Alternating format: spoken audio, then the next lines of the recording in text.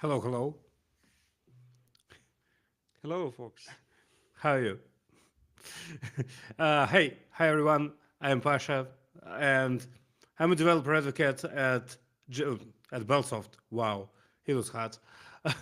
It was hard to switch my mindsets between my heads. Yeah, I'm a developer advocate at BellSoft, and this is the third stream about discussing Advent of Code.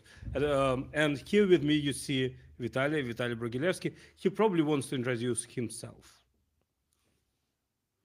Yeah, hello. I'm Vitaly Bragilevsky. I'm a developer advocate at JetBrains. I I'm not a Kotlin or Java developer advocate, so I'm not solving this advent of code puzzles in Kotlin or Java, but I use Rust, and Oh I wow! mainly work with Rust these days. How did it happen? Why do you work with Rust? Well, because we at JetBrains we have a IDE for Rust. It is called Rust. So the idea is to showcase Rastrova, how it can be used, for example, by solving advent of code puzzles. Nice. And do you like Rust for solving such tasks? Oh yeah, absolutely. Of course, there are issues as always. I think with any programming language, there are issues when it comes to solving advent of code puzzles. But yeah, I like it. I enjoy it a lot. It actually seems to me that folks with Python almost don't have any issues. It seems like they have everything ready out of the box. They have memoization out of the box. You can put this nice decorator on a function and it's suddenly memoized. And they have caching, and caching is different from memoization, and, which is also very interesting. I mean, they were smart enough to think about this, that you can memorize function and or you can cache results, which are slightly different. Um, and they have a lot of magic with their iter tools. I'm not the biggest fan of Python, but I have a couple of years of experience in it. Sometimes it's nice, especially when usually the advent of code problems are not that huge. You do not really care about type system and so on. You can solve anything inside, I don't know, let's say 200 lines of code, and probably even less than that in Python. And and absence of types doesn't like bite you. Other than that, yeah, I think all the programming languages have their issues. For example, Python doesn't have cheap maps. Like in Java, we have hash maps, and the access searching in a hash map is essentially all large from one. In Python, it's slightly different because all the dictionaries are ordered, and you cannot get obtain an element in a constant time. How do you have this issue in Rust? Do you have hash maps or something like that? Well, we of course we do have hash maps or tree maps. We have a lot of different stuff, but I would like to say that like it's part of the game to play with the limitations and with opportunities that every particular programming language gives you. So you know your workarounds if you need something. So you know what you're allowed to do, what you're not allowed to do. You mentioned type systems. Sometimes type systems can be very helpful when it comes to solving puzzles. Sometimes they are just uh, Standard in way. forbid you from doing nice things. So it just part of the game. So that's why I like it. Yeah, this is true. How many years do you already solve advanced code? I think that this year is my fourth, maybe, but I didn't like. I think 4 years ago I didn't follow the exact schedule for Advent of Code. I solved it later, Yeah. and for the last 3 years, I'm solving. At least I'm trying to solve it like day to day. This is so Yeah. cool. So This is for so for cool. for, for Sorry, now, sorry. it's like I suddenly have a license conflict on my machine because I have two ideas running at the same times on different machines. Had to close one of them to fix it. So, yeah, and how are you doing so far? Were you successful all this? What was it? 90 days, 20 days already? Were you able to solve every task Yeah, in that day? I was able to solve every task this year except this one. For today, the Like problem for for today, I today's. didn't manage to solve it. We'll jump back to it. Do you want to demonstrate? Do you want to tell us what was your favorite task, or what was your favorite task on this week so far? Well, I think this week is definitely the one when you have to you have a program, right, and you need to execute it. You need to to do a little bit of reverse engineering of that program. True. I think that Oh, was the give me a most second. interesting one. Yeah, please continue speaking. Something broke on my side somehow. Yeah, sorry for that. Yeah, I'm back. I have some weird So glitches so with YouTube. so yeah, unfortunately. So like the problem where you have to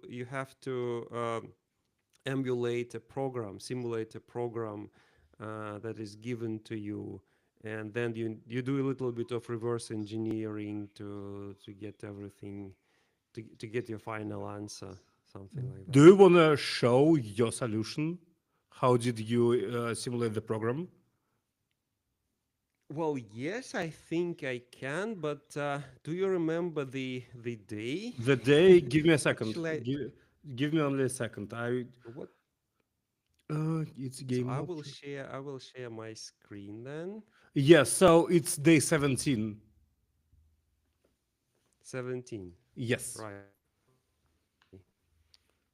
This Oh, the I almost cannot so do you hear you. do right, this one screen? Yeah, networking issues are always issues. Yeah. Well, I can see your screen, but there are some issues and seeing your screen Okay. and listening to you at the same time. But probably, do you have it somewhere on GitHub? No, I don't like publishing those problems on GitHub Uh, but I have a because night. like Yeah. Well, I'm not I sure. totally get you. You don't wanna share your solutions to the whole world, or what is it? Yeah, because well, it just my own solutions, and I don't want to make like to brag with those solutions, or just to teach someone with those solutions. So that's why I'm not publishing them. So just Well, this is fair. solutions for me. Well, this is fair. But since we are already showcasing them, don't you mind to create a GitHub gist with it or something like that? And probably I will share it to not eat your channel. All right, let's try then. I will stop Or you sharing. can send me the whole solution into Telegram or wherever, and I will Also, create a gist myself.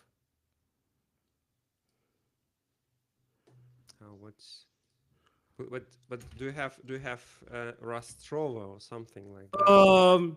I can install Rastrova. I actually am installing it right now. It will take a couple more minutes, but I mean it's downloading. But maybe while we are in the process, you can tell something about the solution. What was your approach?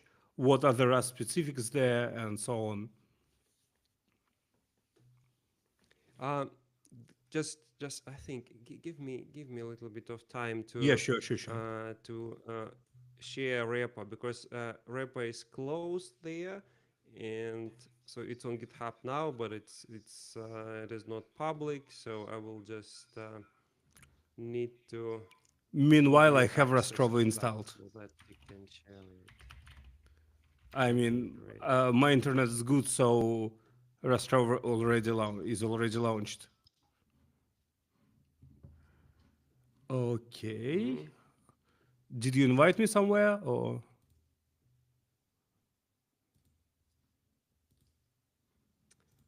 Yes, I will.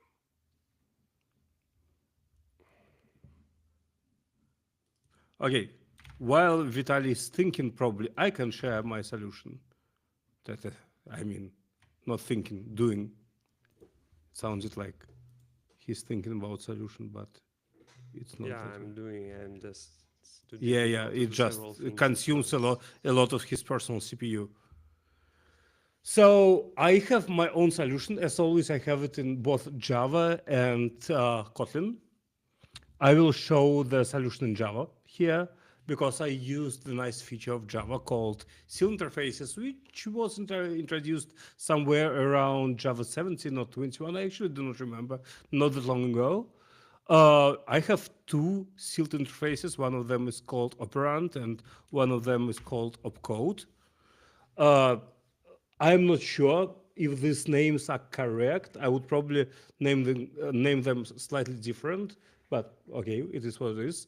Opcodes implement logics from the task in a in the way how they are described in the tasks. For example, let me open the Advent of Code page. Come on, Advent of Code. Day 17, and I probably do not share it. Whoop, share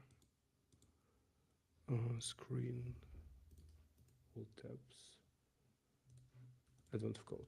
Yeah, so essentially, this is a program which works on 3-bit numbers, from obviously from 0 to 7, or more, maybe not obviously, but 3-bit numbers are on the span from 0 to 7, and program consists of numbers in a row like this, pairs of numbers, for example 0 and 1, and program first number is always an opcode and the second number is always an operand. Opcodes can be of actually, yeah, 8 types. Some of them perform division, some of them perform uh, XOR operation, some of them apply combo operands, some of them apply something else, literal operands. Combo operands are operands which either return numbers from 1 to 3, from 0 to 3, or they represent values of registers A, B, and C. And here we also know that our program can have several registers, A, B, and C. And in my program, it's actually 4 registers. The fourth register stores instruction pointer. Combo operands are tricky. They can be either numbers or they can reference data from registers. Literal operands just return their own value. So if it's a literal operand 0, it will return 0 and so on. How are you doing, Vitaly? I've just sent you a link to my GitHub repo. Nice, nice.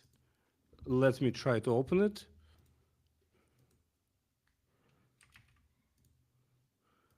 Yep, I'm there. I can share my Rust rover probably, and you will tell me what to do because I am not familiar with Rust at Mhm. all. So here is my Rust rover.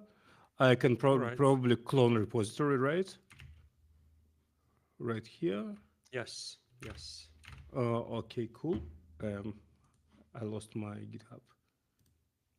Come on, give me a second. Um, HTTPS should be enough, I think. Here we go. Clone. By the way, we see welcome to Rastrova screen. Is that okay? Yeah. Now it's cloning. Mhm. Yeah, now it's already cloning. Okay, it is there. I can see the README file. I can see a lot of Rust files. I should probably make everything bigger, right? Yeah, that's the Let's enter the present review. and it's usually Oh, it says that project is not associated with cargo toml file. What should I do? Did- I don't see the your screen by the way. Oh, you don't see my screen now. Oh wow, interesting. Probably it's because windows are What switched. about others? Give me a second. I do not see my screen either. By the way, how how what advent of okay, and I cannot share the whole screen. Yeah, now I can share the whole screen. Nice. Can you see my screen now, Vitaly? I see that. Yeah, yeah. Now I Okay, cool. see that. Yeah. So what should I see a lot of warnings on top. Set up toolchain, attach Yeah, cargo I tom. think first you should set up your tool chain Okay. because you don't have Rust installed on your machine. I should probably click install By the Rust way, app. if we are not running, Say it again. I think it will do everything for you. I see. Rastrova will do everything for you. It will install everything that is needed. Okay, here I hit OK. Yeah, then Should I there will attach be yeah, cargo toml now? mm-hmm, mm-hmm, mm-hmm. Okay, cool. Yeah, you can press, but I think I see a lot. There are a so. lot This of is conflicting shortcuts. It's indexing something. I believe it's downloading my libraries and so on, right? mm-hmm, mm-hmm. Okay, cool. So, are we ready? Are we there yet? Because it Yes, seems like I can yes, run it. yes, yes. Okay, walk me through it. What do I see? Mm-hmm. So obviously, day is just string. Um, input file is also a string. It's a string, given the fact that I use this. what was it? So I'm reading input data either from string or from a file, text file. Uh huh. So that's why I use some system with tests. I use several tests here, and I think we can go to the main function and just see what's going on there Okay, because I see this start day data is call. not something like really meaningful. Okay, start day. Should I? It's just printing that it's. Okay. Oh, come on. We are talking now about part one solution. I'm trying. Yeah. Okay. So part one, you have registers and opcodes, and you read them from program. It's just a Yes. parsing of your input, right? Yes, it's just parsing. Just parsing. Okay. Then outputs. It's a And vector, as I can see in the inlay hint. Then you run the program, yes, passing the registers and opcodes, but I already I run see the that it's a mutable reference. Why?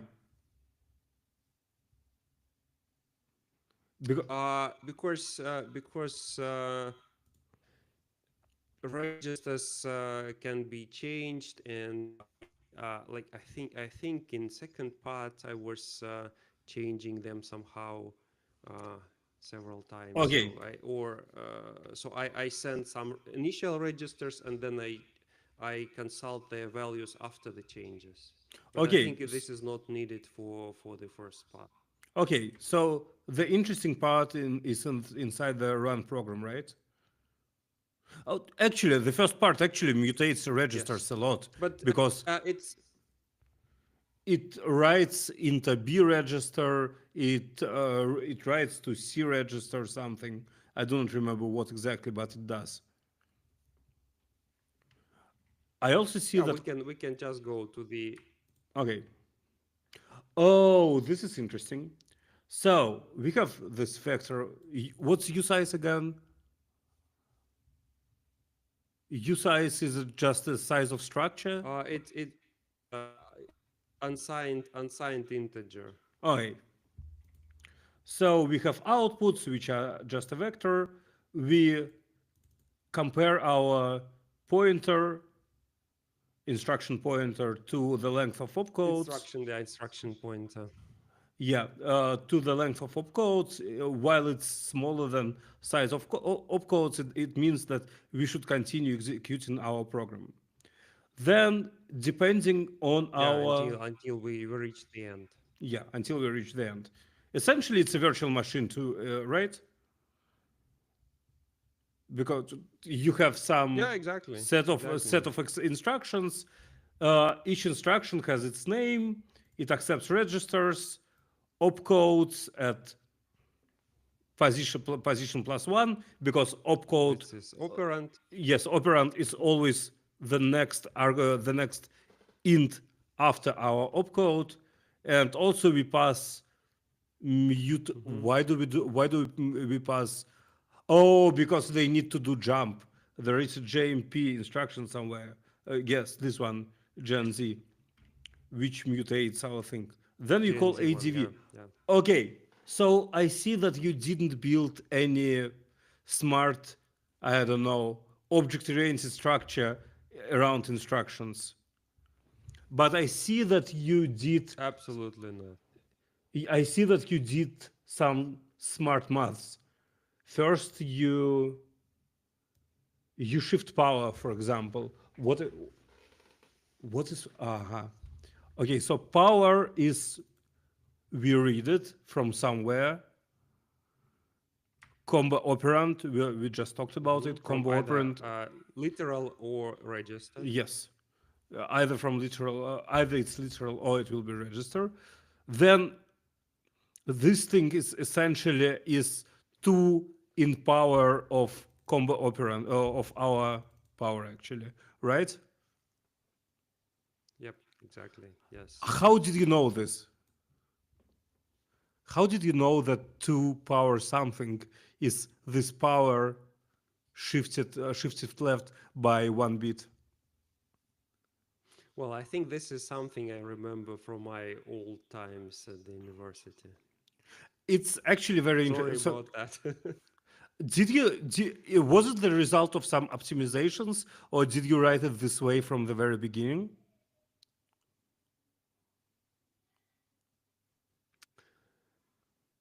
It was a result of so I didn't write it this way from the very beginning. Optimization was not necessary here, but I had some wrong solutions for the second part, and then I tried to optimize that second part.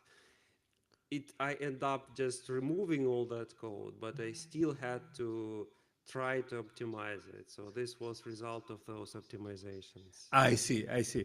Essentially, I did the same, to be honest, but then I reverted everything back because my final solution actually works with instructions without any nice tricks. But actually, if you think about it, it's very simple to understand why 2 squared something is this something shifted to the left by 1 bit, because this is how binary code works, right?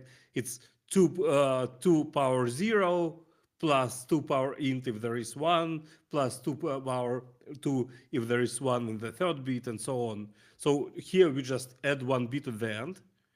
It means that all the previous powers up, all the previous digits suddenly shift our 2 power something, and our the whole number is suddenly uh, two in power of our previous number. Then you just delete it, and it's interesting that you update. I actually do the same. I thought that it was a hack. I'm happy to see that I'm not alone who does it, because there is a way not to do it. You can actually move instruction pointer not in the no, not in opcodes, but it's outside in your main loop, right? Right. Right. But yeah, I also do the Just same once just for and without repeating it many times. yes, Yeah. without repeating it many times. But then one thing here is that this way you see full functionality of an app code. that's also a good thing. So you see that this opcode modifies instruction pointer this way, and that Yes. opcode modifies it differently. So you just put everything to a definition of this opcode implementation function. Yes, So I there like is it. some sense, but of course, maybe it's better to move that. Yeah, it's a question if moving an instruction pointer, moving the instruction pointer is function of our virtual machine or if it's a function of an opcode. For me, it's like it's more of a philosophical question because there is obviously no right answer. Okay, jump just modifies. I would say it's Continue. so it's part of the definition of operation for me.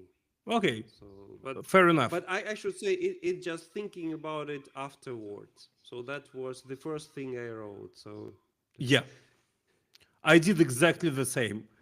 My logic is in general very similar to what's written here, except for me everything is wrapped in object wrappers. So Gen Z just changes instruction pointer either to +2 or to the value of operand, and it's a literal operand, right? Um, what yes, else is interesting here? BDV and CDV are essentially the same. They just write to different registers. And this is essentially all, right? So I if I think run the so. program, what will happen in part one? It will just run the program. It will output some numbers and Hmm. it will. I don't want to run it because if I understand correctly, it will launch the second part immediately too, right? Yes, because Then we will wait for it for a little bit. So okay.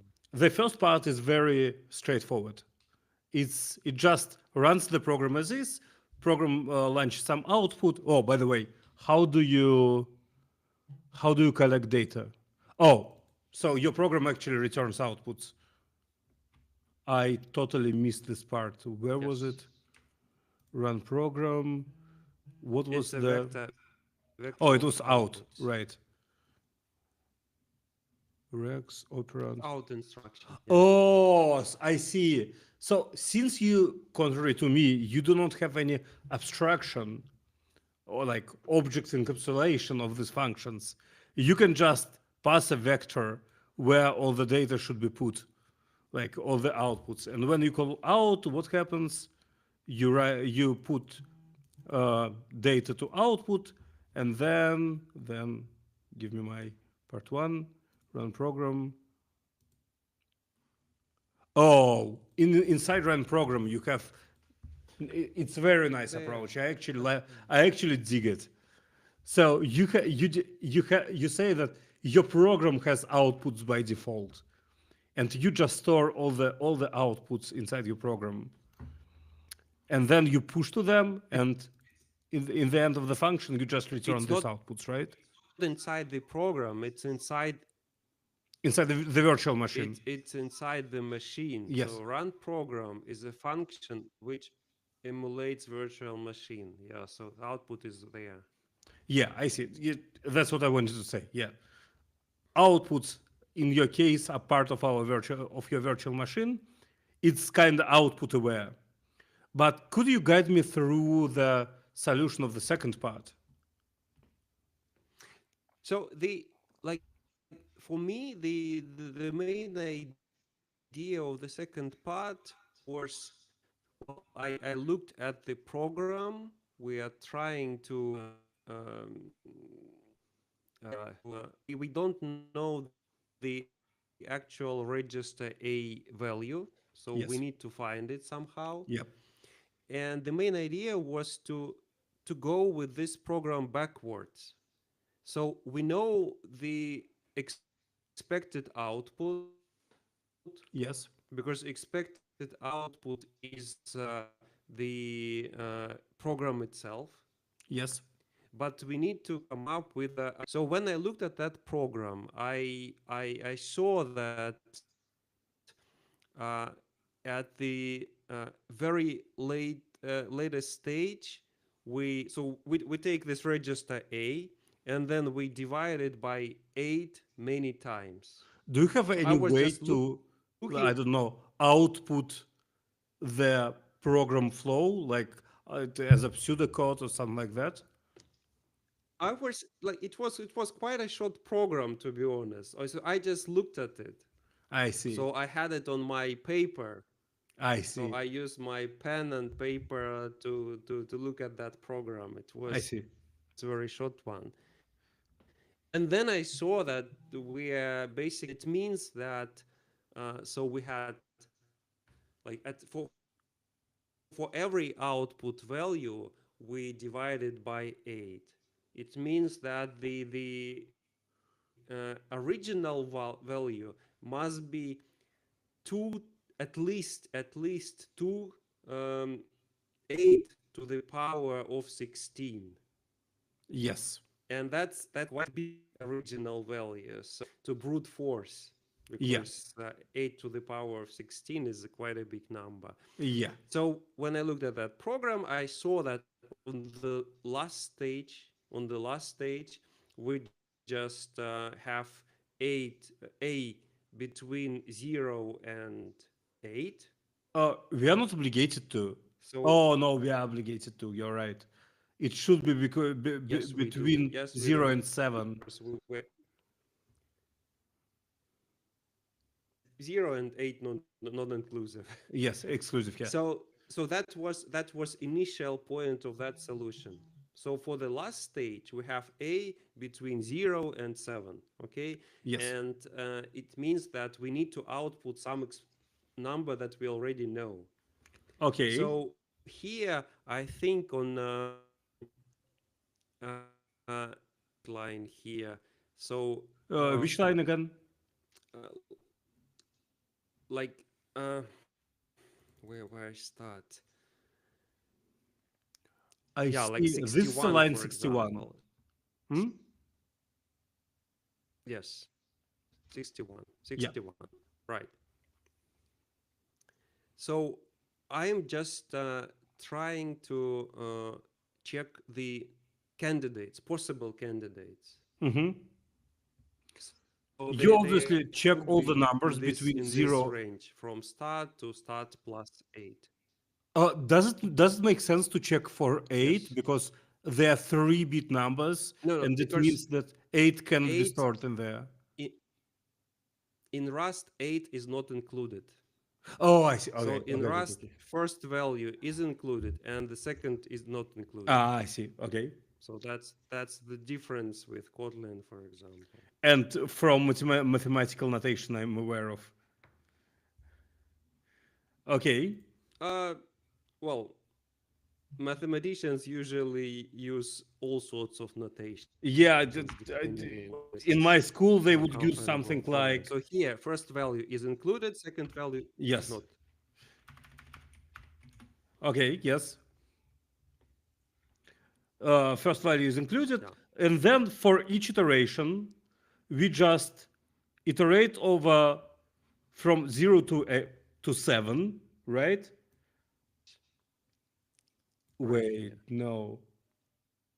No, those are like these numbers. They are entering the first the last iteration, I see. but then we divide them by 8 during the last step, Oh, you call the actual program and then we just execution. see if it's expected or not. Okay. Yes, And then if it's because it's inspected, it's just you, 8 times for step. okay.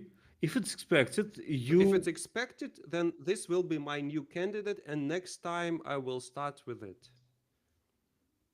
for So it's candidate. like the uh, last step of the program will output one last symbol of that program. Yes.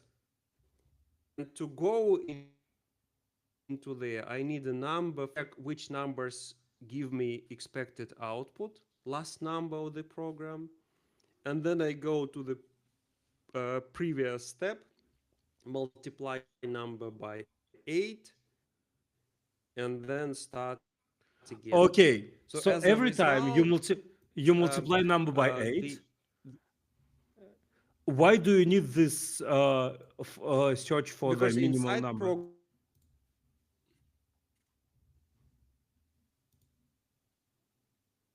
I need the smallest one. Yeah, how is it possible that you have multiple there? I Because Oh, you do these not have any operations, break when you condition. if you compute reminder, if you do division, those are not one-way operations. So you can get Yes. in general. Okay. This program, then you will see that it's sometimes it's 8, sometimes it's 10, something like that. It's very interesting. So essentially what happens here, we have some starting candidates from 0 to 7. We iterate over them just to get the first um, the first correct last number. If it's Last there, then we push it to our candidates. last We number. multiply it by 8 to to get the to find the new potential candidate, like from our first number multiplied by 8 plus 0 to now our first number multiplied by 8 plus 7. And at some point during this iteration, it will output our number, our second number from the end, and so on, until all the number will be exactly the Hmm. same as our initial, in our list we are going for, right? And now we have only to we only have to Yes, filter. because in the very beginning, Please. yes, yes. Yes, So yeah, in the very beginning, in line 57, I just compute all expected outputs, and they are just my program. And I then I take elements from the end of that vector and expect it, basically. I like it so much. Let's launch the application and see how it works. Oh, okay. It will take some time, and Hmm. I'm probably launch. It is so fast. It took, I don't know, Yes. 21 milliseconds. Okay, I will show you my solution. You Yes. will be probably terrified because it's crazy complex compared to yours. Let me switch to my idea real quick. Um, and I will show the solution in Kotlin then. Oops. Present remote. Okay, so first of all, everything is wrapped in objects. I have a cache of literal objects. I have a cache of combo objects, and every object has its function invoke. And what's interesting, this is the only maybe upside compared to your solution. I didn't know how complex is the program, so I added a print function to each operand and to each opcode, uh, like like here. For example, opcode ADV prints that a equals a divided by 2 in power of combo operand, which we also print. And yeah, this is essentially the only difference. Yeah, well, the thing is, I also didn't change eventually how I compute my denominator. It was set there in conditions that it's 2 in power of our combo operand, and I left it this way, just just to be sure that it works without any smart hacks. Hmm. Now I have this essentially the same function as you to run the program. The difference being I also pass how many Hmm. output values I need to stop execution as fast as possible. If I'm looking only for one output value, well, I do not need to run the whole program. It's not needed, but you can see that it's almost the same thing. I have registers, which is a long array. I have my instruction pointer, opcode, operand. I put them into variables just for the sake of readability. I have this result. Uh, all the results return something. Um, they return number integer in my case. If it's -1, then it means nothing happened. We didn't output anything. Otherwise, yeah, we just add our results to we just add our new result to the list of results, and then we return the result. Part one is essentially By the parsing way, thing. Yep. yeah, I wanted to mention here that it's good that you have that max length here, Yeah. because like I was thinking, like what if for some inputs this program loops forever, Yes. and this is like possible, of course. So this was smart to include that argument there. Yeah. In our particular program, it's impossible because we know that like we can manually solve the how is it called halting problem for this program. We know that it always ends. Does it? I think it does. Or maybe not. It can run forever Yes, for yes, it infinite does. It numbers. does. Can it run forever for infinite numbers? Or for negative numbers, sorry. No, no, no. It Okay. cannot run forever because it always makes the number smaller. So, So what I do, I have for the but you first never part, know I that just in the beginning. hmm? Say it again. I mean, you never know if it loops or Yes. not in the beginning. Yes. So you need to check that anyway. Yes. Absolutely. So my first part is very simple. I just run the program and output the result. And there will be absolutely nothing interesting. The second part is a little bit more tricky. First I obviously always just parse the program, but then my approach is slightly different. I say that, okay, I need only one last element from the list of program output. And I start from the long zero. Now, yeah, I initialize my registers to 0, B, and C, obviously, and 0 is instruction pointer. I execute the program, and it will never output more than one, one element on the first iteration. If this one element matches the expected output of the program, which is program itself, then then I say, okay, I found partial match, and then I shift left my number and I increase my length I'm looking for. The thing is, your solution is very precise and mine is not. Let me show you the example, how it won't work. Well, it was hard. Come on.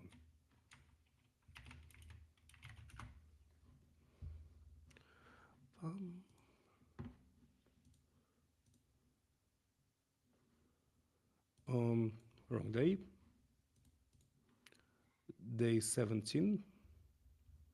Let me find my input. It's here.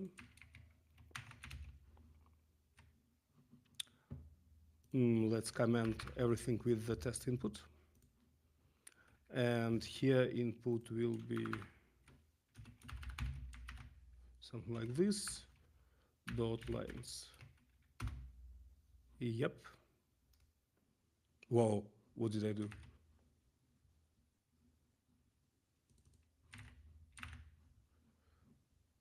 Okay. Now I probably can launch the whole program. Can I? I lost my main function. Here is it. Can we run, please? Oh, it's compiling.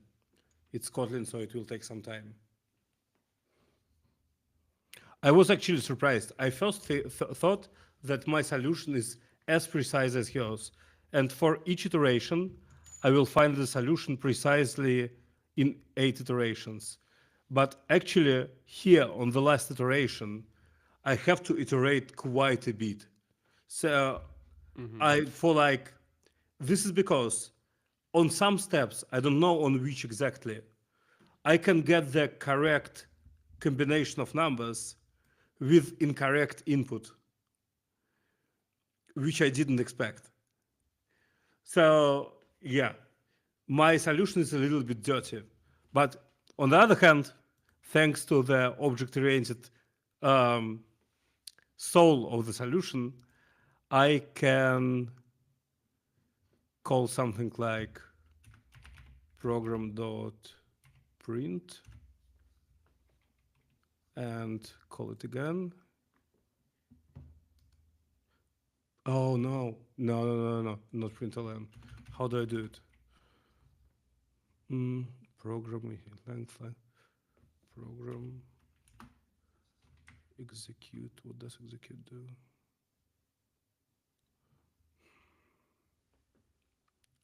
I forgot how to do it. Program. Come on. Okay, I forgot Print how to maybe do it. you're Hmm? on print.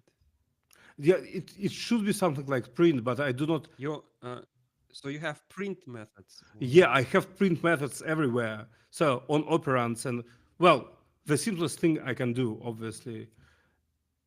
Right. Now I do get some understanding. Give me a second. Program chunked to for each opcode operand. Um, it's opcode print operand, something like this.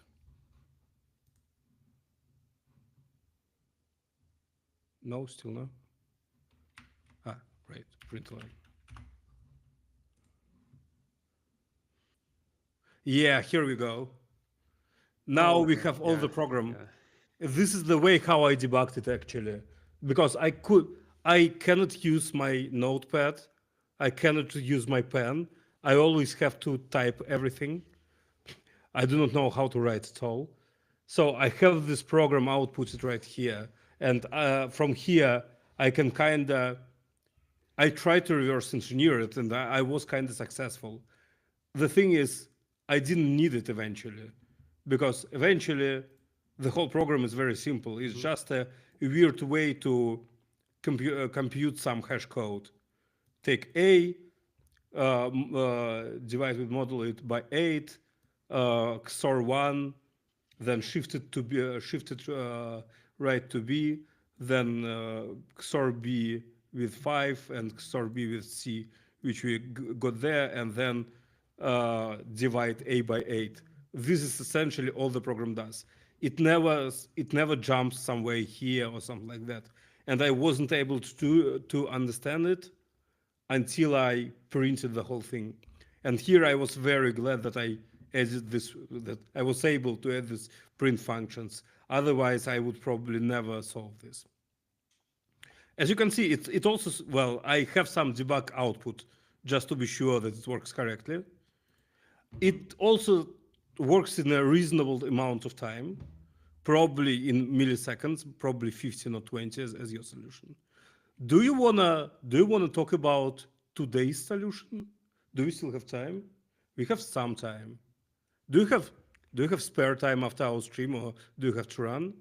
Yeah, we can. You can. Maybe you'll give me advice because okay, I didn't manage to solve it yet. So Yeah. So I let I me think first I think I show have the. some issues with understanding Yeah. Let the me. problem. So let's us first jump to the 20th day. So the first input looks very simple. It's what we solve almost every day in the during Advent of Code. It's some kind of maze. You, there is a path from start to end of the maze, but well, actually there is only one path, and Eric Wessel, who is the author of all the puzzles, probably thought that it's very boring. So he said, let's say it's allowed to cheat. Let's say it's allowed to teleport not further than two uh, two elements. Yeah, he says like every move takes 1 picosecond. Whoa, sorry. Every move takes 1 picosecond, which is essentially means that it's a weight of our edge 1. But we also can cheat a bit. Once per game, we can jump for 2 picoseconds. For example, we can start from here and end here. Start from here and end here, or start from here and end here. And he says, let's say you can cheat this way once per game, and depending on where you cheat, you save different amount of moves. So there is, for example, one cheat that allows you to save 64 picoseconds, and there are 14 cheats that save you 2 picoseconds. And for our actual input, it requires us to find all the how many cheats will save us at least 100 picoseconds. Let me show my solution for the first part first. Actually, I have the same solution for both parts. We'll dive into it. Yesterday, Vitaly told me privately that he uses a library to work with graphs. And I was like, okay, probably I can save some time and also use a library to use graphs. I still have this nice function input to grid, which, well, converts list of strings to a two-dimensional grid, which stores points, coordinates, and values in the grid. But then I was like, okay, let me use the graph library. So I spent like 2 hours learning the new library, which is called jgraph, which allows me to build a graph which is undirected, which contains P2, which stands for two-dimensional point, as as my vertices, and default weighted edges. It's an entity from the library itself as edges. I say that it's a weighted graph. I provided vertex supplier. Vertex supplier is very simple. It just generates all my points from the data I initially have. I also have default edge supplier, which just creates default weighted edge. By the way, can I maybe improve it? Yeah, I actually can. Also, they have nice utility function, which is called grid graph generator, which generates a grid, two-dimensional grid, almost like in our notebooks. Then I remove all the vertices from the graph which correspond to sharp, just because I don't need walls. Now, I find start, I find finish coordinates. What's it? Yeah, it's just point to D. I create BFS. Now I need to map all the paths from the start to every point on the track and from the end to every point on the track. It sounds very simple. I spent more than 2 hours figuring this out. I didn't understand that I need to do it. When I understood it, everything became very simple.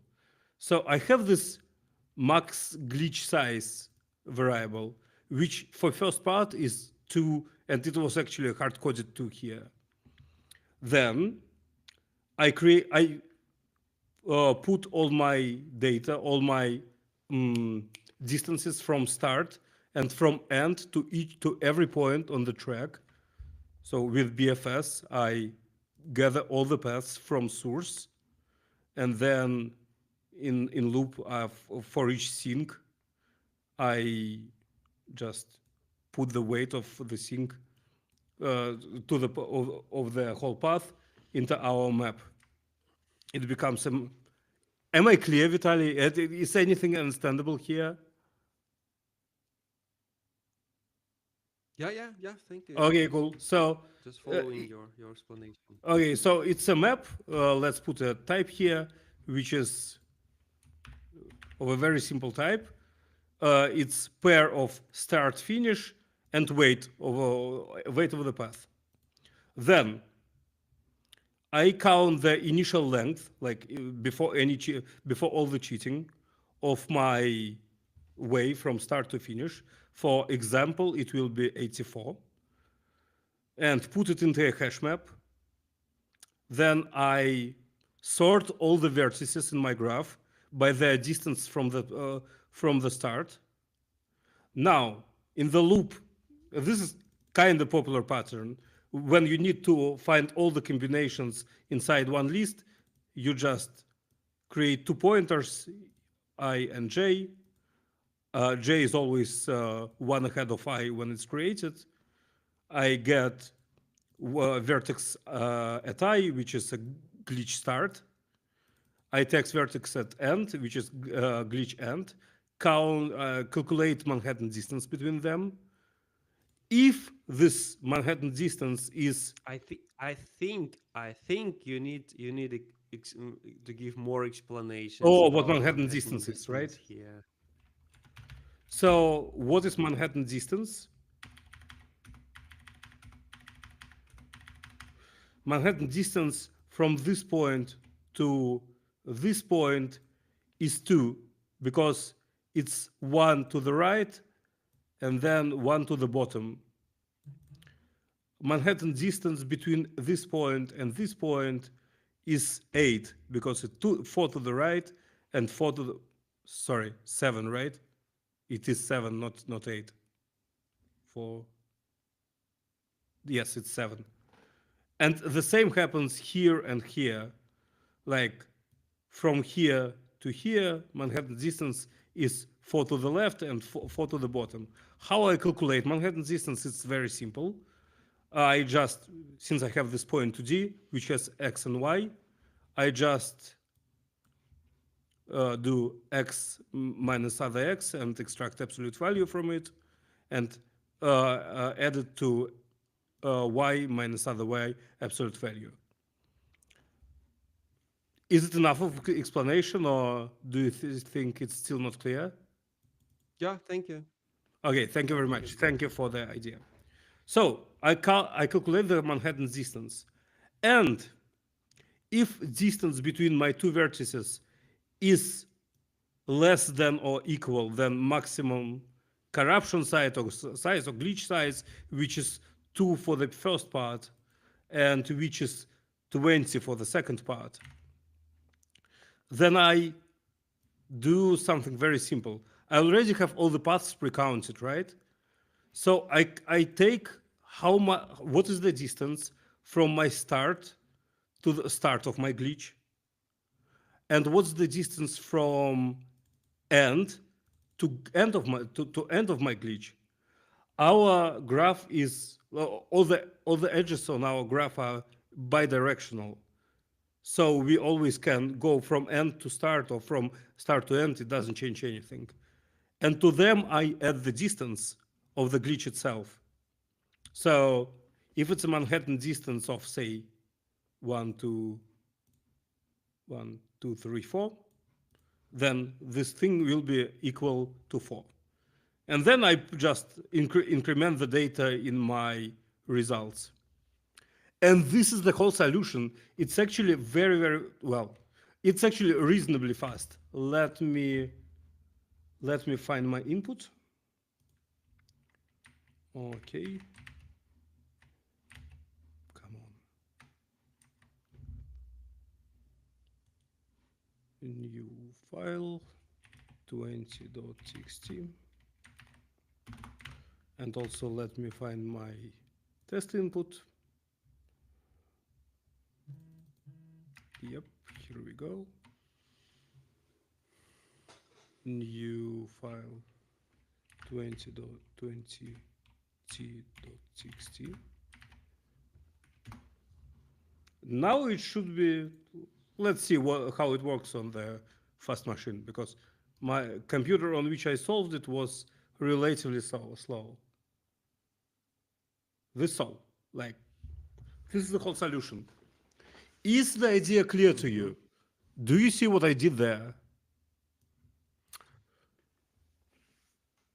The, like I didn't. So you said that this algorithm solves both parts with just the only difference of that glitch size, Yes, right? yes. So You can one thing see. that I don't understand is You don't so understand?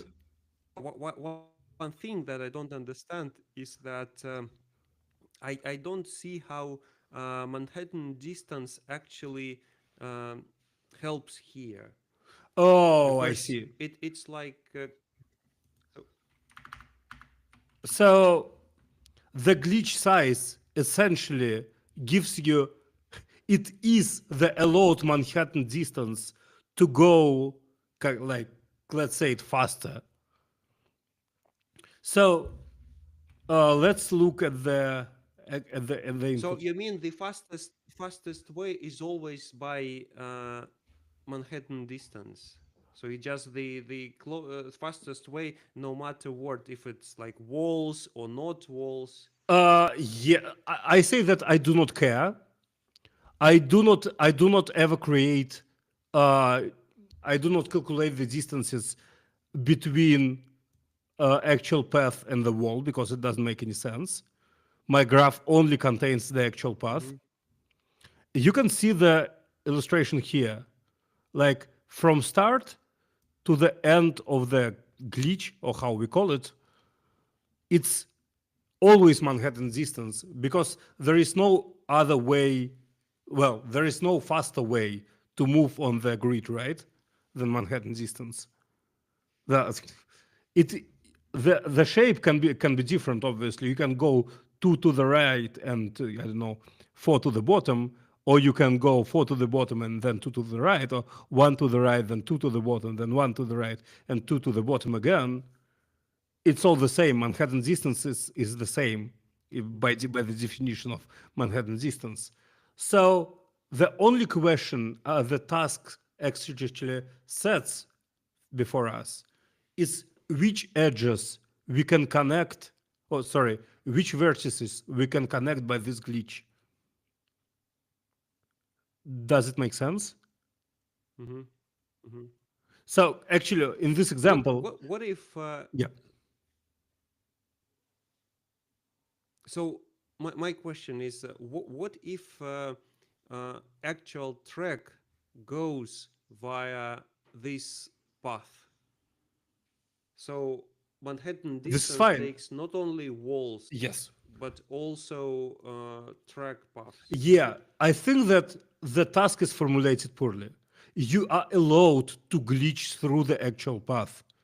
You are not obligated in any way to go by only in walls.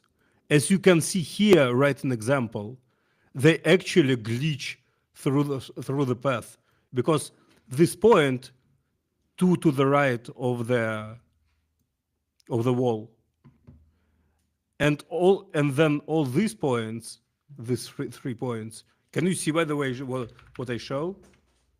Like they glitch Yeah, through yeah, yeah. I see multiple it. I empty see it. spaces, like right here.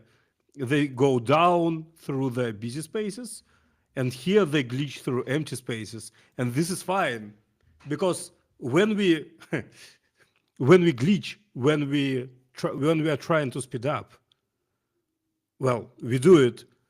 The only thing is, if we, for example, let's say we glitch from here to the bottom, to the top right, to the top left corner, it's a glitch of size 2, which wins us nothing. So, or for example, we glitch here. Right. It's a glitch of size 4, which gives us nothing because the glitch itself is 4. So we should. This is why I add the distance in my calculation here. Does it Hmm. make sense? Yeah, yeah, yeah. Now I see it. Yeah. So I actually spent a lot of almost whole today to solve it. I finished solving it maybe 2 hours ago, and well, I spent some more time to make the solution slightly more nice. I still don't like it actually. It's still a lot of code. I I now know the JGraft library. I know that they have some nice capabilities ca- like calculate all the paths from a source point. But I probably would write it myself, and probably it would be better because I'm not sure if the graph library solves anything for me here. It it allows me to solve much more complex tasks, but here, well, here it doesn't. Okay, we are hugely out of time. Thank you very much. I hope that you will be able to reuse my solution in your solution today. We'll be happy to look into it. I will definitely try. Yeah, well, it's very simple. The algorithm is crazy simple. It's just it's actually one wave of BFS, and the whole thing is solved.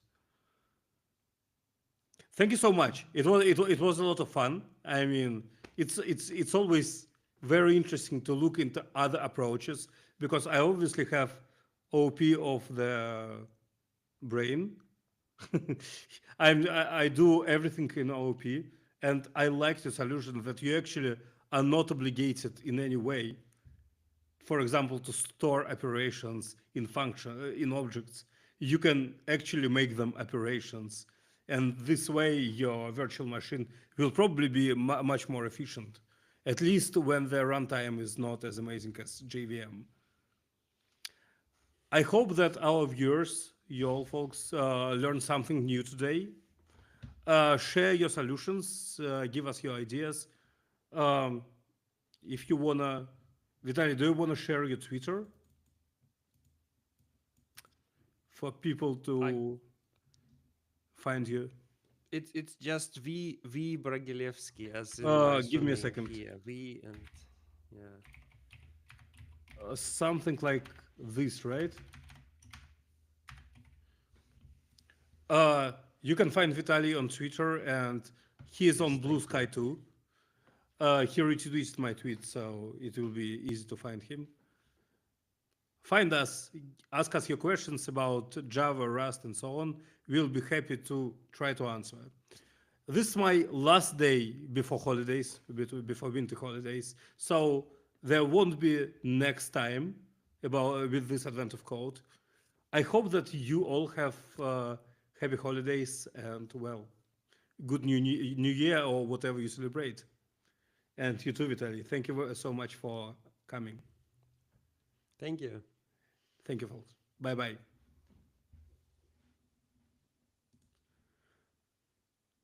Фух, твой интернет действительно немножко подводит. Что-то вот эти дни вроде как нормально.